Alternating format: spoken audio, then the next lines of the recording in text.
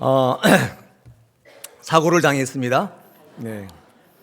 엊그제 금요일에 작업을 하다가 날카로운 칼을 쓰다가 칼로 쭉 그었습니다. 그러니까 제가 왜 이 말씀을 드리냐면 제가 느낀 게 좀 있어가지고 칼을 딱 보니까 날카롭더라고요. 그래서 조심해야겠구나 생각을 딱 했습니다. 그리고 칼이 여기를 긋는 순간에도 조심해야 한다는 생각을 늘 갖고 있었습니다. 생각을 안 한 게 아닙니다. 근데 어느 순간에 이미 그 날카로운 칼이 제 손을 베고 있었습니다. 아프다는 생각보다도 한심했습니다. 왜냐하면 그 생각을 못하고 부득이하게 그런 게 아니에요. 이미 인지했고 조심해야겠다는 생각도 했고, 그런데 이런 일을 당하니 얼마나 제가 한심스럽겠습니까? 한심스럽다 못해서 슬프더라고요. 아프다는 생각은 둘째치고 생각이 행동을 지배하지 못하는구나, 그런 생각을 했습니다. 그래서 이번 사고는 부주의한 게 아니라 사실 능력이 안 된 겁니다. 내가 모르고 그랬다면 부주의한 건데 이미 알고 있었는데 당한 사건이었습니다. 좀 달랐습니다. 그래서 병원에 누워 있으면서 내내 이런 생각했습니다. 시간이 점점 흐르게 되면 생각이 상황을 지배할 수 없는 때가 오는구나. 너무 많은 생각했나요? 내가 생각하고 결단한다고 되는 게 아니구나. 내가 선택하고 결단하고 생각했다고 상황을 통제할 수 있는 게 아니구나. 시간이 지나면 이렇게 미련해지는구나. 더 이상 내 생각에 내 의지에 전부를 걸어서는 안 되겠구나. 내 판단이 상황을 통제할 수 있다고 믿어서는 안 되겠구나. 사랑하는 여러분, 이게 제 얘기만은 아닐 겁니다. 시간 자꾸 지나니까 손과 발이 미련해져요. 생각은 하고 있는데 그렇게 안 됩니다. 앞으로 또 이런 일이 있을 수 있겠는데 제가 은혜를 구할 수밖에 없었습니다. 수술한 의사가 칼이 이쪽으로 푹 들어갔는데 신경, 동맥, 근육은 다 피해갔대요. 그래서 수술 한 30분, 1시간 얘기하더니 10분도 안 돼서 끝났거든요. 왜냐하면 이렇게 벌어졌는데 보니까 의사들이 보니까 그렇다고 하면서 참 운이 좋았다, 저에게 이렇게 이야기합니다. 저는 그래서 이쪽 손은 이제 앞으로 내 손이 아니다. 하나님이 주신 제 3의 손이다. 이른바 삼손. 삼손이 되겠다. 우리 2부 예배에 있는 분들도 수준이 높아. 1부는 안 웃었어요. 이 아픔을 웃음으로 승화시키려고 했는데 안 웃더라고요. 제가 얼마나 무안했던지 확실히 수준 차이가 납니다. 자, 우리 7월에 들어서 올바른 신앙은 우리 스스로의 노력과 열심으로 이루어지는 게 아니라 하나님의 관계 속에서 이루어진다는 관계적 신앙을 이루자는 제목을 가지고 말씀을 쭉 나눴습니다. 관계적 신앙의 반대말은 일방적 신앙이에요. 내 노력, 내 열심으로 된다 생각해서 하나님이 어떻게 생각하시든지 하나님이 어떻게 말씀하시든지 관계없이 내 열정과 열심으로 최선을 다하는 신앙이에요. 얼핏 보면 이거 좋은 신앙이라고 생각할지 모르지만 우리가 성경을 통해서 알게 되는 신앙은 관계적 신앙이에요. 상호적 신앙. 하나님이 말씀하시는 걸 듣고 여러분 거기에 합당하게 반응하셔야 되고 그 관계 속에서 합당한 것을 구하셔야 돼요. 이런 좋은 신앙을 이루어 나갈 때 하나님께서 여러분에게 가장 좋은 것 주시고 그것을 통해 이루실 하나님의 뜻이 있다는 것입니다. 7월 한 달 동안에 이 관계적 신앙을 이루자는 제목으로 말씀을 나누었습니다. 이런 좋은 관계를 이루려면 어떻게 해야 되느냐? 두말할 거 없이 하나님과 끊임없는 교제와 소통이 있어야 돼요. 하나님이 말씀하셔야 되고 여러분 들으셔야 되고, 하나님이 말씀하는데 몰라 이렇게 안 들으면 안 되고 들으셔야 돼요. 들으시려면 때때로 여러분의 입을 닫아야 돼요. 여러분의 간구와 요구를 줄이셔야 돼요. 그리고 조용히 하나님의 말씀 앞에 서셔야 합니다. 그래야 들리는 것입니다. 그래야 하나님 뜻이 무엇인지를 알 수 있고 좋은 관계가 형성되지 않겠습니까? 하나님은 뭐라고 얘기하는데 계속 내 얘기만 쏟아놓으면 뭐라고 하시는지를 몰라서 그냥 일방적 신앙이 됩니다. 내 열심과 열정과 노력으로만 나가는 일방적 신앙. 우리는 그것을 지향하고 오늘 이 시간에는 이 한 달 동안에 관계적 신앙을 이루는데 최선을 다해서 말씀을 증거하고 여러분 새롭게 결단하셨습니다. 그런 귀한 신앙 되시기를 축복합니다. 하나님과 좋은 관계를 이룬다는 말은 올바른 관계를 정립한다는 뜻이죠. 자, 그렇다면 여기서 올바른 관계란 어떤 관계냐? 제가 두 가지를 예시해서 여러분에게 알려드리겠습니다. 하나님과의 신앙을 이룰 때 좋은 관계는 어떤 관계냐? 첫 번째는요, 하나님은 창조주이시고 나는 피조물이라는 관계를 분명히 하시는 거예요. 하나님은 뭐라고요? 창조주. 여러분은 뭐예요? 피조물. 이 말은 무슨 말이냐면 나의 끝과 시작이 하나님이시라는 걸 분명히 하시는 겁니다. 여기까지도 마음에 안 와닿죠? 이건 무슨 말이냐면 내가 살고 죽는 문제의 주관자는 하나님이시라는 거예요. 시작과 끝. 여러분의 하는 일의 시작과 끝도 하나님이 주관하시는 거예요. 학업을 하시면 공부하는 시작과 끝이 합격이 하나님이 주관하시는 거예요. 사업을 하신다면 모든 것의 시작과 끝은 하나님이 주관하시는 거예요. 내가 하는 게 아니라고 믿는 것입니다. 여러분, 이런 관계의 신앙이 온전히 서게 되면 어떤 유익이 있냐면요, 그때부터 하나님을 의지하기 시작합니다. 이것이 관계 신앙의 올바른 관계가 주는 큰 유익이에요. 하나님을 전적으로 의지하는 신앙이 된다는 것입니다. 만약에 어떤 분이 하나님을 의지하지 않는다면 이 관계가 깨져 있기 때문이에요. 내가 어쩌고 그런 이유 때문이 아닙니다. 사실 우리가 말할 때 속는 경우가 참 많아요. 말로 속아요. 근데 그 말을 걷어내고 그 근저로 들어가 보면 사실 하나님 의지하지 않는 것은 내가 잘나서가 아니고 그런 게 아니라 하나님과 이 관계가 깨져 있기 때문이에요. 하나님을 의지하지 않는 것은 그런 이유입니다. 하나님을 의지하지 않는 이유는 내가 창조주라고 생각하거나 적어도 내가 창조주보다 낫다고 생각하기 때문인 것입니다. 그게 진짜 이유예요. 하나님 의지하지 않는 분들, 그런 분들의 이유가 이거라는 겁니다. 우리는 미국을 많이 의지하지 않습니까? 미국이 우리를 지켜줄 거라고 생각하잖아요. 왜 그러냐면 미국이 우리보다 낫다고 보기 때문입니다. 요즘에 인터넷에 보면요, 미국이라고 안 하고 천조국이라고 부릅니다. 미국을 천조국이라고 불러요. 네티즌이 그렇게 부르거든요. 이 천조국이라는 뜻이 뭐냐면 천조, 1억, 1조, 2조, 2조, 3조, 천조. 미국의 한 해 국방 예산이 8,010억 달러, 우리나라 돈으로 하면 약 1,007조 정도 된다고 그래요. 한 해 국방 예산이, 근데 그게 3.5%래요. 그 전체 예산이. 도대체 그 나라는 어떤 나라예요? 한 해의 국방 예산이 우리나라 돈으로 1,000조가 넘어요. 그래서 천조국이에요. 2등이 누군가 봤더니 중국인데 2,930억 달러, 우리나라 돈으로 368조 정도 됩니다. 차이가 많이 나죠. 우리나라는 얼마나 되느냐? 한 해 예산이, 국방 예산이 미국 달러로 500억 달러, 63조 정도 됩니다. 차이가 엄청나죠. 미국이 천조국이에요. 국방 예산을 한 해 1,000조를 쓴다는 거예요. 그렇기 때문에 우리는 미국을 굉장히 많이 의지합니다. 그 예산을 가지고 우리를 지켜줄 거라고 믿기 때문입니다.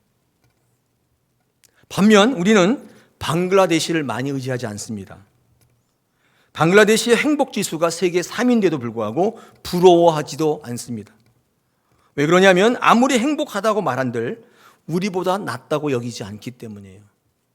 우리는 방글라데시를 의지하지도 않고 부러워하지도 않고 기대하지도 않는 것입니다. 만약 우리의 신앙생활이 하나님을 의지하지 않는다면 오히려 나를 의지하고 세상을 의지한다면 그 이유가 똑같습니다. 내가 하나님보다 낫다고 생각하기 때문에. 그래서 의지하지 않는 거예요. 이럴 때 하나님은 창조주시며 나는 피조물이라는 관계가 깨져 있는 것입니다. 올바른 관계가 아니에요. 내가 창조주라고 생각하는 거예요. 큰 문제인 거예요. 이게 심각한 문제입니다. 일방적 신앙인 거예요, 이게. 두 번째, 하나님과 올바른 관계가 있는데 이런 겁니다. 하나님은 주인이시고 나는 종이다. 이 관계가 분명히 설정되어 있어야 됩니다. 이게 없으면 올바른 관계가 아니에요. 여러분, 하나님은 주인이시고 나는 종이라는 관계가 정립되어 있을 때 어떤 현상이냐? 비로소 하나님께 순종하게 됩니다. 하나님이 주인이시기 때문에 이게 명백히 돼 있으면 하나님이 하시는 말에 순종할 수밖에 없게 돼요. 순종 안 하는 것은 내가 주인이기 때문에 그래요. 당신이 뭔데 나한테 뭐라고 하느냐? 내가 주인인데 왜 나한테, 이렇게 되면 순종이 안 되겠죠. 순종을 안 할 때는요, 다른 이유보다도 하나님과의 이 관계가 깨져 있기 때문이에요. 주객이 전도되어 있는 거예요. 내가 주인이라고 생각하는 삶을 사는 거예요. 요즘 세상에 인간이 많이 높아져 있기 때문에 많은 사람들이 이렇게 생각하는 분이 많아요. 내 인생의 주인은 나다. 그리고 하나님, 신앙을 갖고 종교를 갖는다면 그 하나님은 나를 돕는 도움이다. 여기 가운데도 아마 그렇게 생각하시는 분들이 있을지 모르겠어요. 하나님 믿지. 근데 하나님은 내 인생 주인이 아니고 내가 주인이지. 누가 주인이야? 하나님은 나를 돕는 존재지, 도움이지. 이렇게 생각하시는 분이 있다면 지금 그 관계가 깨져 있는 거예요. 이런 분들은 하나님께 순종하는 게 아니라 하나님을 이용하려고 합니다. 하나님은 내가 시키는 대로, 내가 원하는 대로 움직여야 한다고 늘 생각해요.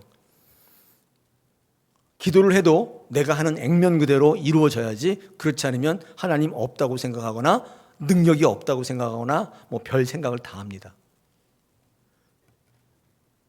하나님이 내 뜻대로 움직여주지 않을 때 내 인생에서 하나님을 해고합니다. 그리고 나의 요구를 잘 들어줄 더 나은 신을 찾아서 헤매고 다니고 다시 그 신을 고용하는 것입니다. 하나님이 나의 주인이라는 관계가 깨진 신앙은 이와 같이 불법 해고와 불법 고용을 반복하게 돼요. 하나님은 이런 불법을 절대로 용인하지 않으십니다.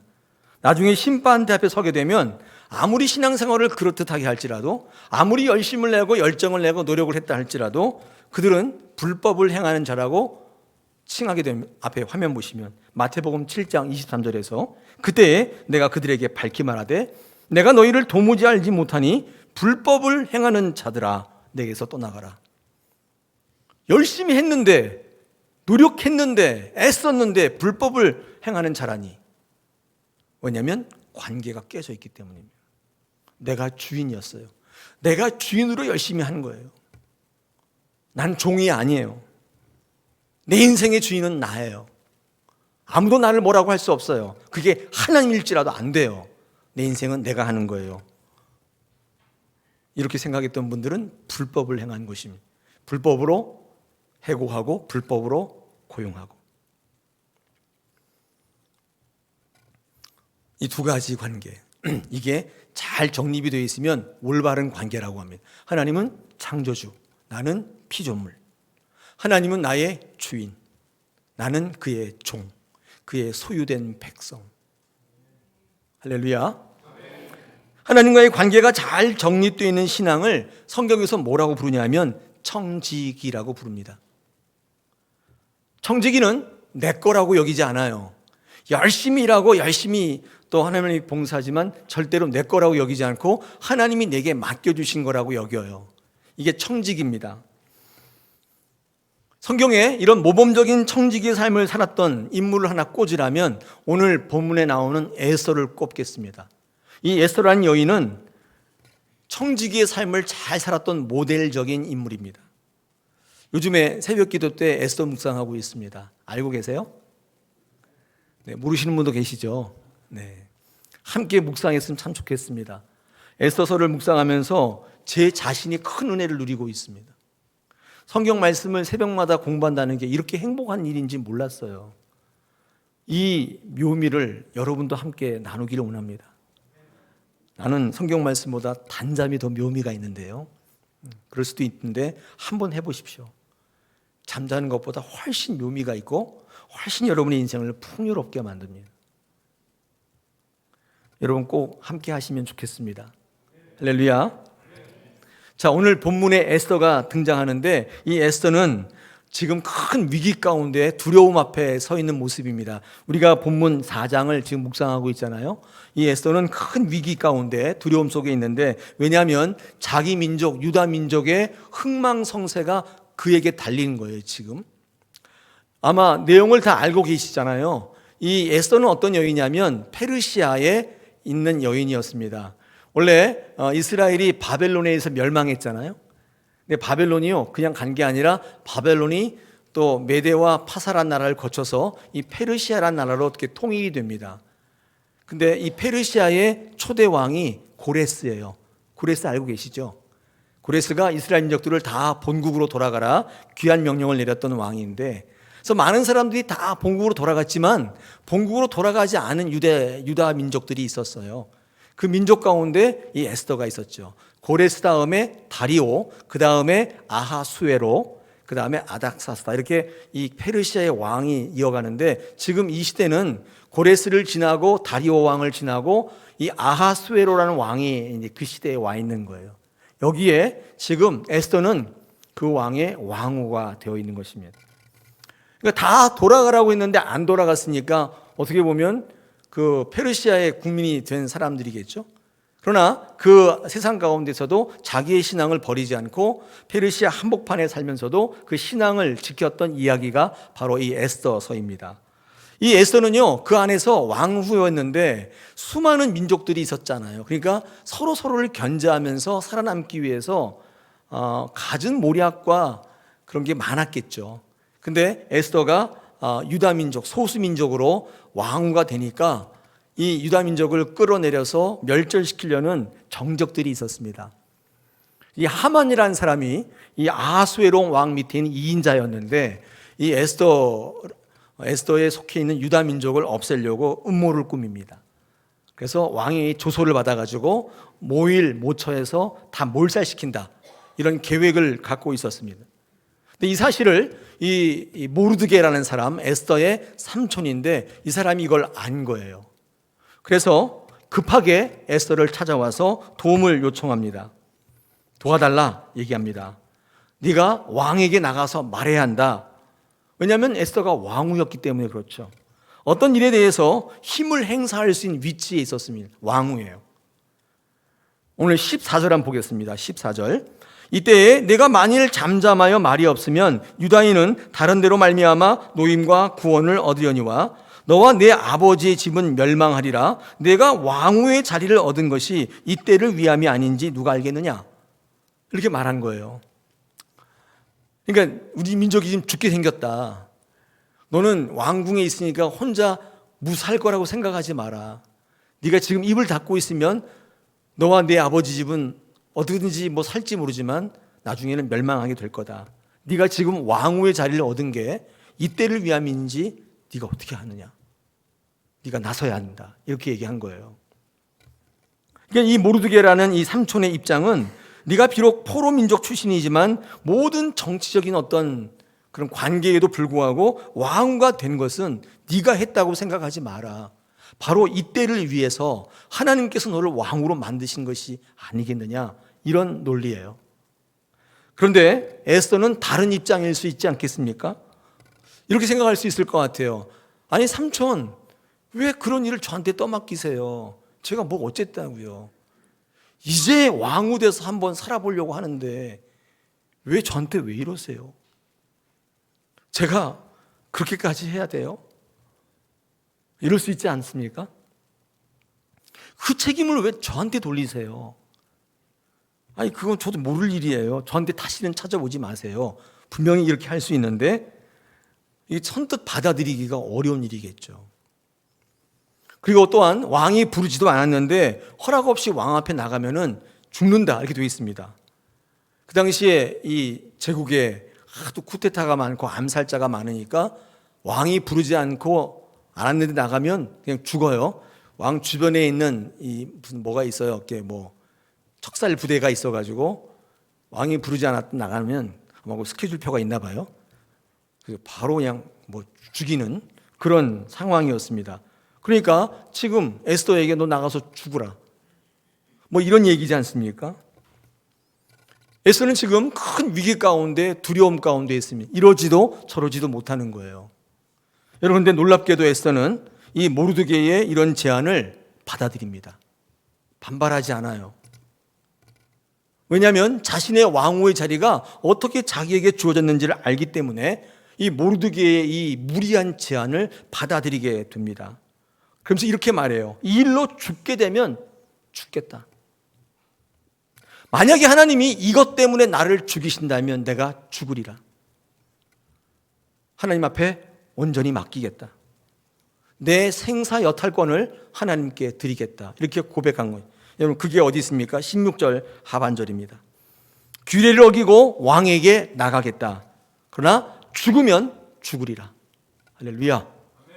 따라해 보겠습니다. 죽으면 죽으리라. 이걸 일사각오의 신앙이라고 합니다.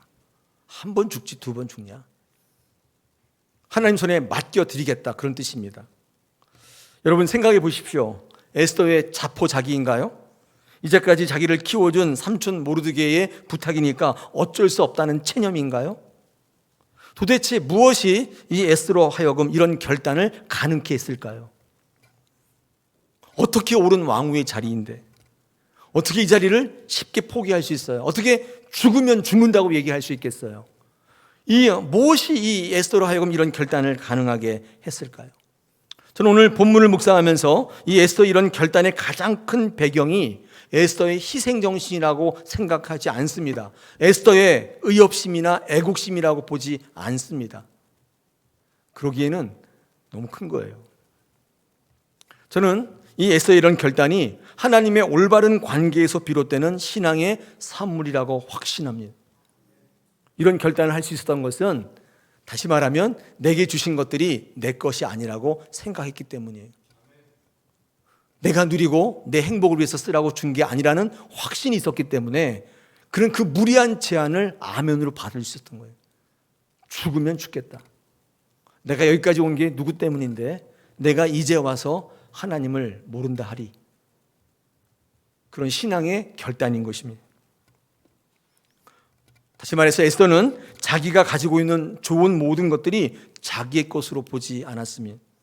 자기가 주인이라고 생각하지 않았다는 것입니다. 이 페르시아의 왕후의 자리는 엄청난 거잖아요. 여인으로서 오를 수 있는 최고의 자리입니다. 모든 부귀와 영화와 편안한 삶이 보장된 자리예요. 그런 자리가 어디 있어요?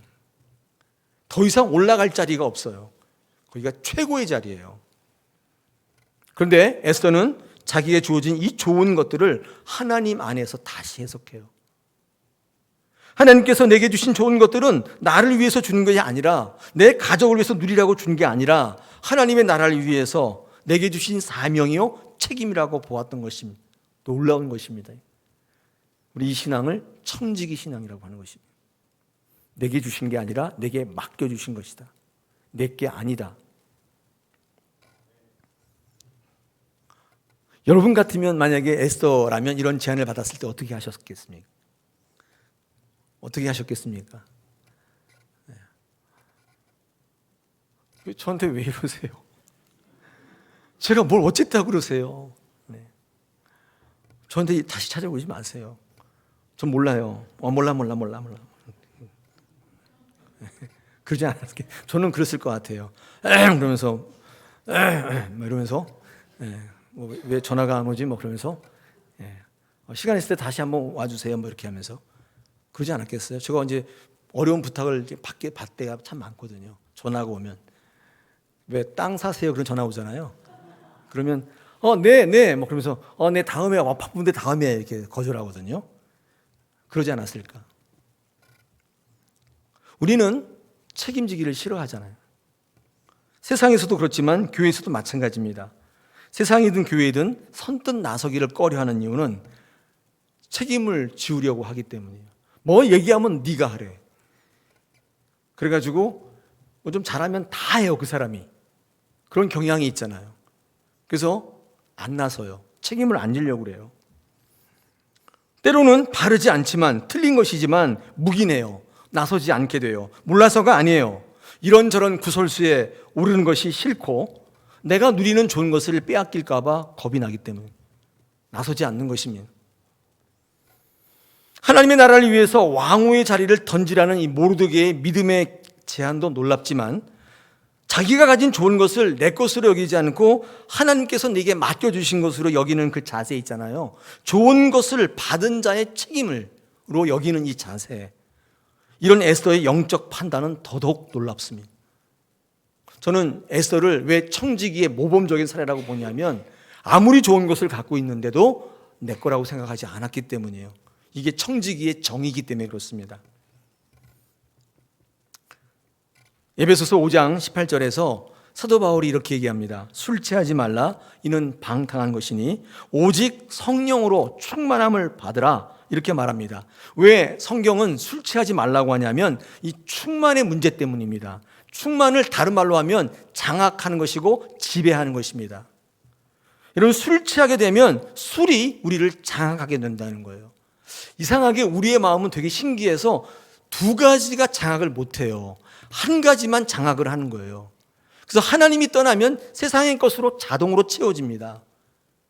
제가 이런 얘기 한 적이 있어요. 우리의 마음은 뚜껑이 열린 쓰레기통과 같아요. 거기에 하나님이 채워지지 않으면 모든 잡것을 다 채우는 것입니다. 술 먹으면 술이 여러분을 장악하게 돼요. 여러분을 잠식하게 되고 지배하게 되는 것입니다. 성령이 충만할 수가 없는 거예요. 이 충만이라는 것은 장악의 문제거든요. 지배의 문제거든요. 술이 우리를 장악하게 되면 하나님이 만드신 인간의 고유의 기능들을 상실하게 됩니다.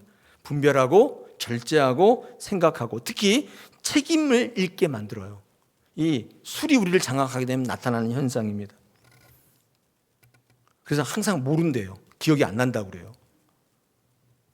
이게 사탄이 하는 짓인데, 여러분, 사탄은 인간에게 책임성을 없애려고 합니다. 책임 없는 자유를 누리라고 그래요.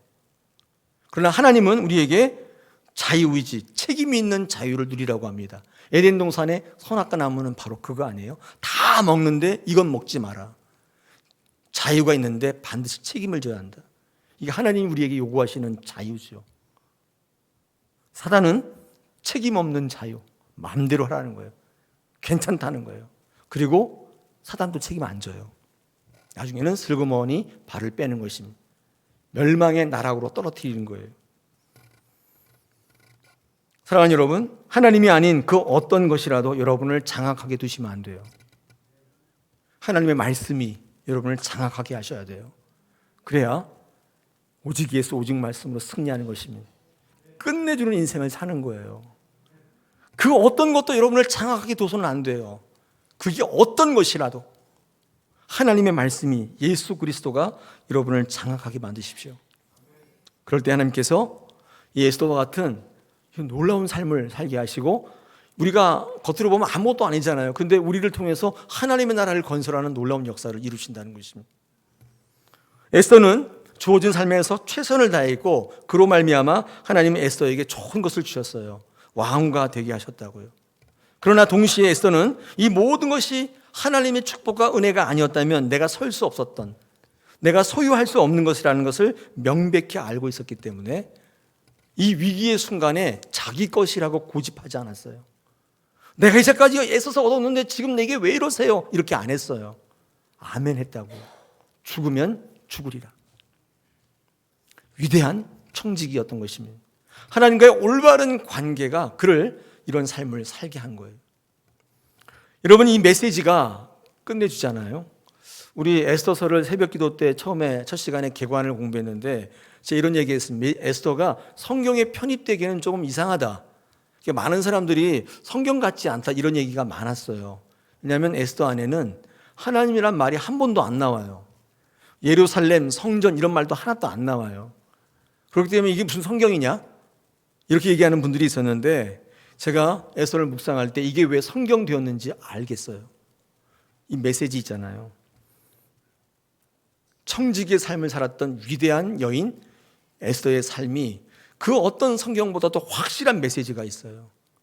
하나님이란 문자는 없는데 이 에스더 안에는 하나님의 좋은 관계가 나타나 있어요. 그래서 아마 성경에 편입되지 않았는가 싶습니다. 저는 에스더 묵상하면서 제가 여러분이 이런 에스더와 같은 위대한 왕후가 되는 것이 아니라, 왕이 되는 것이 아니라 청지기가 되기를 소망하는 것입니다. 하나님께서 어떤 자리에 세워주시든지 간에 여러분 분명히 청지기의 삶을 살면 여러분을 통해서 하나님 위대한 일을 이루시는 것입니다. 좋은 것들을 가지고 있는 분들의 취약점이 있는데 그게 뭐냐면 좋은 것에 집중해요. 돈을 많이 가지고 계신 분은 돈에 집중해요. 그 돈을 주신 분께 집중하지 않아요. 그러다 보니 감사하는 삶보다도 그것을 지키려는 삶을 살아가요. 왜냐하면 주신 것에 집중하기 때문에 그래요. 받은 것에 집중하기 때문에. 이거를 내게 주신 분께 집중하게 되면 감사하게 되고 그분이 이걸 왜 내게 주셨는지를 알게 되는데 그게 아니라 오로지 받은 것에 집중하게 되는 것입니다. 받은 것보다도 이 주신 분께 집중하게 될 때 우리가 받은 좋은 것들은 비로소 능력됩니다. 능력되기 시작해요. 여러분이 가지고 있는 돈, 그게 비로소 능력되기 시작해요. 근데 돈에 집중하면 돈 때문에 망하는 경우 제가 여러 번 봤습니다. 돈 때문에 형편없는 삶을 살아요. 근데 돈이 하나님 주신 것이라는 것에 그분께 집중하게 되니까 돈을 지키는 삶보다도 쓰는 삶이 되고 하나님께서 그것을 통해서 하나님 나라를 이루시는 것을 그 사람이 목도하게 되는 것입니다. 주신 분께 집중할 때 능력이 되는 것입니다. 사랑하는 여러분, 무엇을 받았든지 그래서 여러분께 주신 분께 집중하십시오. 하나님께서 그것을 통해 반드시 이루실 줄 믿습니다. 오늘 성경에는요 에스더만 나오면 좋은데 에스더 말고 또 한 여인이 나옵니다. 오늘 우리 에스더 4장인데 에스더 1장에 가보시면 와스디라는 여인이 나와요. 와스디 발음, 와사비가 아니라 와스디인데 이 여인은 에스더가 되기 이전의 왕후였어요. 근데 제가 성경 외 기록을 이렇게 보니까 이 와스디는 에스더와 비슷한 처지였어요. 소수민족에서 왕후가 된 여인이었고 그 다음에 에스더와 공통점은 뭐냐면 기가 막힌 미인이었어요. 절세의 미인. 그러니까 얼마나 예뻤으면 왕으로 발탁이 됐겠어요. 그러니까 비슷한 조건을 갖고 있었는데 근데 와사비라고 자꾸 와스디하고 에스더는 차이가 분명히 있어요. 사실은 에스더와 와스디는 이렇게 비교가 되고 있는데 이 와스디는 어떤 여인이었냐면 자기가 가진 좋은 모든 것들이 자기 것이라고 생각하는 여인이었어요. 내용이 이렇게 됩니다. 이 와스디가 이제 그 아하수에로의 이제 에스더 전에 왕후였는데 이제 이 아하수에로가 잔치를 베풀어 가지고 기분이 좋아 가지고 이 왕후 와스디를 불러들여요. 그래서 많은 집안의 고관들 앞에서 내 왕후가 얼마나 아름다운지를 보이고 싶어 해요. 그래서 불러요. 근데 이 왕후 이 와스디가 거절합니다. 이 아하수에로 왕이 너무 분노해 가지고 이 왕후 와스디를 폐위시켜요. 그게 1장에 나와 있어요. 그리고 그 후임으로 에스더가 이제 왕후가 된 거거든요. 제가 그걸 읽을 때 참 안타까운 생각이 들었어요. 뭐가 안타까웠냐면 이 왕후 와스디가 모르는 사실이 하나 있었어요. 그게 뭐냐면 자기가 가지고 있는 모든 가치는 왕 안에 있을 때의 가치예요. 이 왕후 와스디는 이걸 몰랐어요. 사람들이 왕후라고 자꾸 불러주니까 자기의 가치인 줄 알았던 거예요. 왕후의 좋은 것들은 왕 앞에 있을 때 비로소 가치가 있는 거예요.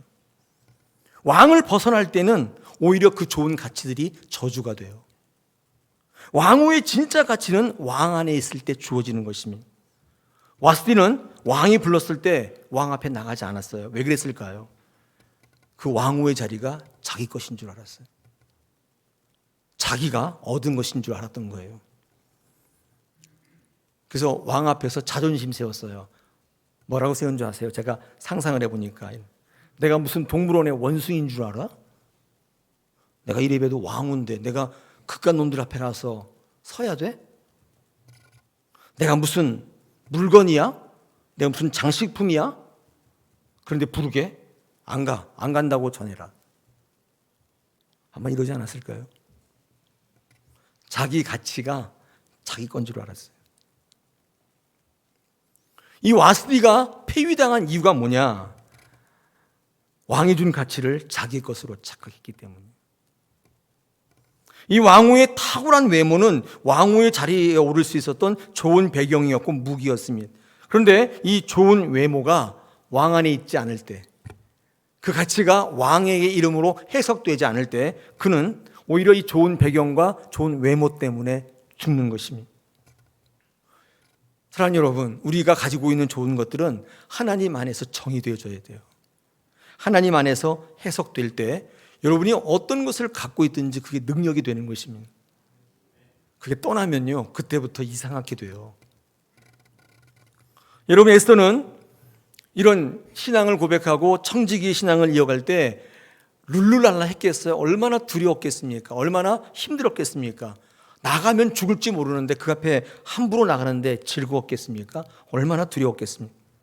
그런데 이 일을 어떻게 감당할 수 있었을까? 이 두려움을 어떻게 이길 수 있었을까? 제가 그 점을 묵상하면서 이렇게 설교문을 한번 적어봤습니다. 여러분, 두려움을 이기는 방법은요, 한 가지입니다. 두려움보다 훨씬 큰 존재와 연합하시는 거예요. 제 말이 맞죠? 여러분, 두려움과 싸우시면 안 됩니다. 여러분, 절대로 못 이겨요. 절대로 못 이깁니다. 두려움을 이기는 방법은요, 두려움보다 더 크신 분, 두려움보다 더 큰 능력이 있는 분, 그분과 연합하면 되는 거예요. 여러분, 사람들이 왜 연대하고 동맹을 맺는 줄 아세요? 이것 때문이에요. 작은 두려움은 사람끼리 친밀하면 이길 수 있을지 몰라요. 엄마, 아빠, 친구, 동료들이 와서 위로하면 해결될지 모르는데, 그런데 큰 두려움, 지금 에스더 앞에 있는 이런 두려움은요, 사람과의 연대로 절대로 해결되지 않습니다. 두려움이 더욱 커져요. 생명에 대한 두려움이 있어요. 내 앞길에 대한 두려움이 있어요. 이런 거는요, 해결이 안 돼요. 이럴 때는 그 두려움보다도 훨씬 큰 분, 그 두려움을 통치하고 다스리는 하나님과 연대하셔야 돼요. 그래야 반드시 이기는 것입니다. 그러므로 여러분, 하나님과 연합하고 좋은 관계를 갖는 것은 매우 중요한 것이죠. 오늘 시편 37편 제가 적어왔습니다. 보십시오. 또 여호와를 기뻐하라. 그가 내 마음의 소원을 내게 이루어 주시리로다. 내 길을 여호와께 맡기라. 그를 의지하면 그가 이루시고 내 의를 빛같이 나타내시며 내 공의를 정오의 빛같이 하시리로다. 이걸 풀어보면 뭐냐면, 너 두렵지? 너 두려움을 이기는 길이 뭔 줄 아냐? 그것은 여호와께 맡기는 것이다. 그 얘기예요. 하나님과의 긴밀한 소통이다. 하나님께 내 사정을 아뢰라. 하나님께 연합하면 하나님께서 그 길을 지도하신다. 그거 아니에요? 여러분, 오늘 성경 말씀 보면 이 두려움 앞에 에스더가 했던 가장 큰 일이 뭡니까? 오늘 성경 보겠습니다. 16절에 이렇게 얘기합니다. 당신은 가서 수산에 있는 유다인을 다 모으고 나를 위해 금식하다. 3일 밤낮을 먹지도 말고 마시지도 마소서. 나도 그렇게 금식한 후에 규례를 어기고 왕에게 나가겠다. 죽으면 죽을 것이다. 뭐라고 선포하면요, 금식을 선포하고 있습니다. 여러분, 금식은 뭐냐면요, 흉악한 결박을 풀어주는, 하나님과의 관계를 친밀하게 하는 대표적 소통이에요. 금식이 그런 거예요. 금식. 여러분의 것을 이루기 위해서 하나님께 도전하고 반항하는 게 금식이 아니라, 나 굶습니다, 나 굶어요, 나 죽는데 나 그냥 버려둘 거예요, 그런 게 아니에요. 하나님과의 친밀한 교제예요. 내 기본적인 욕구를 억눌러요. 먹는 식욕 다 억누르고 하나님 앞에 정말 텅 빈 마음으로 나서는 겁니다. 이 에스더는 금식을 통해서 하나님과의 소통을 이루고 있어요. 애절한 마음으로 하나님께 묻습니다. 그때 하나님께서 그의 요구를 들으시는 것입니다. 관계가 정상화되는 거예요. 금식은 여러분의 흉한 결박을 풀어준다. 이사야 58장 6절에서 우리에게 말씀하고 있죠. 그러므로 여러분, 때가 되든지 못 되든지 하나님과 긴밀한 소통을 계속 이루어 나가셔야 돼요. 여러분, 오늘 예배가 하나님과의 소통을 위한 예배이기를 원합니다. 여러분의 기도가 하나님과 친밀한 관계를 위한 기도이기를 소망합니다. 오늘 모여서 이제 구역 식구들이 같이 모여서 식사하시고 소통할 때도 하나님과의 친밀한 교제가 이루어지면 좋겠습니다.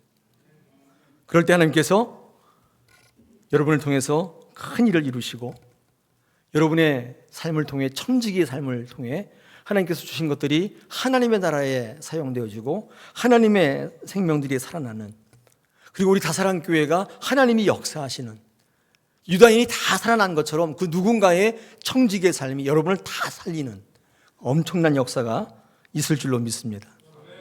그러므로 하나님 주신 좋은 것들에 집중하지 마시고 그분께 집중하세요. 청지기의 삶을 사십시오. 청지기의 삶을 사셔서 우리 다사랑교회가, 여러분의 가정이, 여러분의 직장이 살아나는 것을 보기를 소망합니다.